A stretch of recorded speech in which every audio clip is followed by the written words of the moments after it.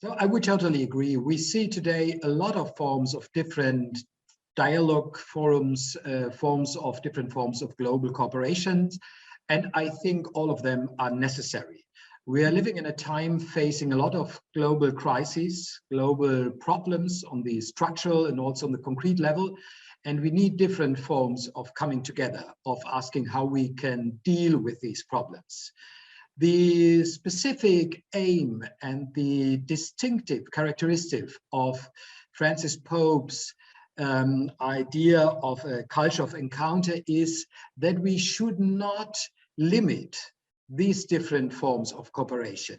We should be open to encounters with all people, no matter if they seem to be reasonable for us, if they are living in very different cultures, if they have different faiths, if they have different ways of living. We should be open to all of them and should start these forms of encounter on all levels we are able to enter. So this does not only mean that we should stimulate forms of cooperation on the political, on the formal level, that the different presidents and chancellors should meet, but that we should all meet together, that we should try to come in contact with each other. And we can on the different levels and forms, and we should use this chance to discuss how should we answer to the different forms of global crises, and what are the experience different people in different regions, in different cultures, in different religions offer for discussing, for reflecting these different developments we are facing today.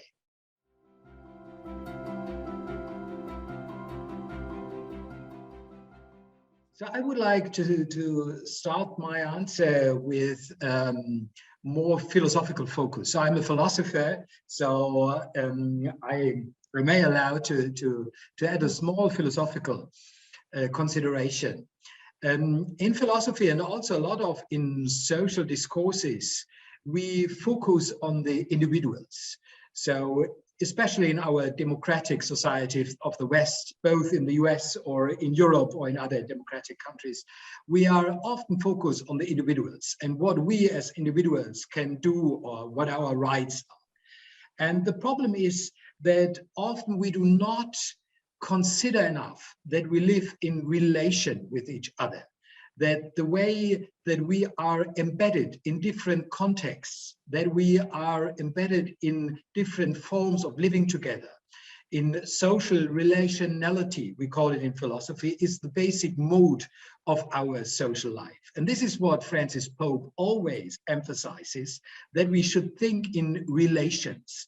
We're living in relations and we should be aware of them. And when I started philosophy, I was doing a lot of research on the pragmatism, which is a philosophical tradition, mostly coming from the US in the beginning of the 20th century, facing a lot of global crises. And a lot of pragmatist philosophers and thinkers said, we should be aware of relationality. We should be aware, we should share our different experiences we made in the relational network we are living together. And I think this seems to be very important for me, not only as a philosopher, but also personally, that we should try to understand how we are connected with each other. Sometimes it seems to be when we're thinking about global developments or crises that everything is separated, that every country is thinking only on its own, that people are only thinking about their individual circumstances. And this is what Francis Pope emphasizes, that we should think in relationality. We should understand what different experiences people make in this social network, and we should try to find common grounds in this. And this seems to be very important for me to ask, where could we understand how we are connected to each other?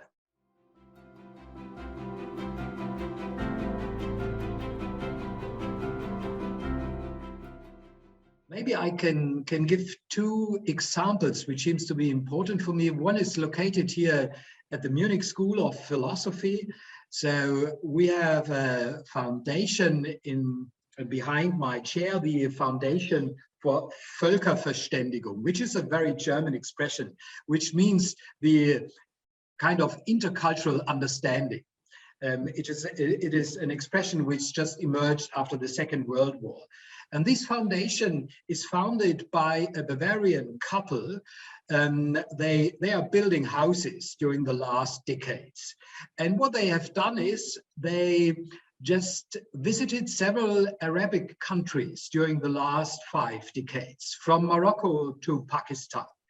And they said it seems to be so important just to visit people, to sit together with them, to listen to them, to find a culture of encounter, to understand what their life is, what their culture is, and what is important for them positively, and what are also the problems for them. And this personally seems to be very important for me, to listen to them, to their experiences of visiting several Arabic countries during decades, and to understand what this stimulates for them, to understanding what Völkerverständigung is.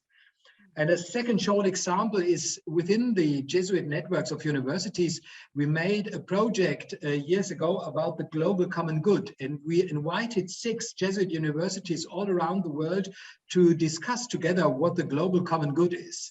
And my first experience was, it is not clear what it is. Everybody understands something different under the global common good. We share something, a same intuition, but there are different cultural aspects, different political contexts, and so on.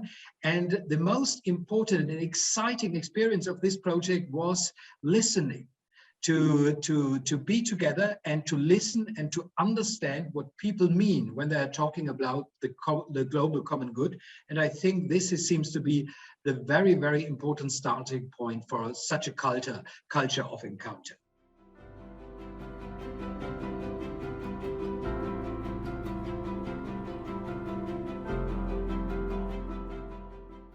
May I refer to the climate change issue, as you mentioned, because I worked on this issue for about 2 decades, and I found it really interesting.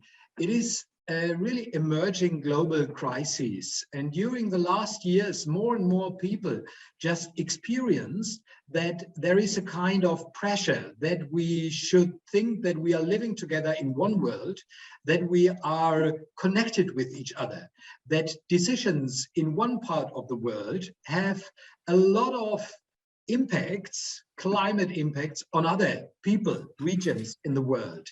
And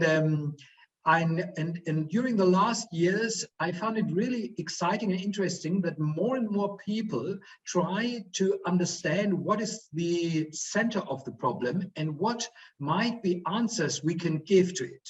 And of course, we need science and academia to understand the different impacts and what are the results of which economic or political decision.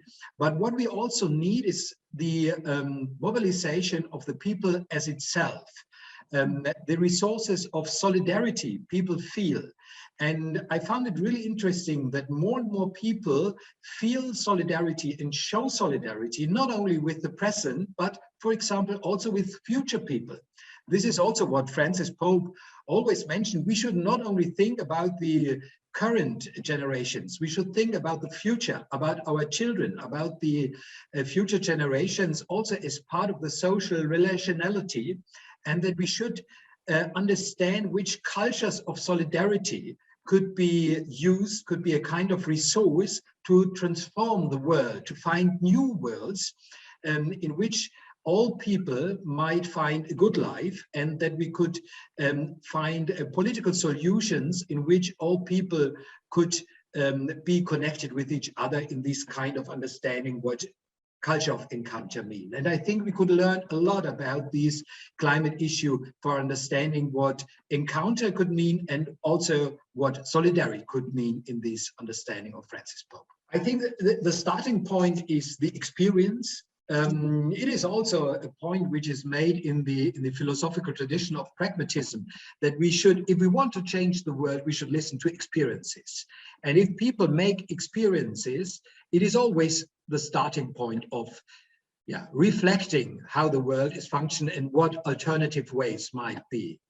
And the other thing is that we also need to find or to create new forms of culture. And this would also include religious resources. I think we haven't thought enough about what religion could offer in a world, and not only from one religion, but in an interreligious dialogue. For example, we see it if you're looking to the climate issues.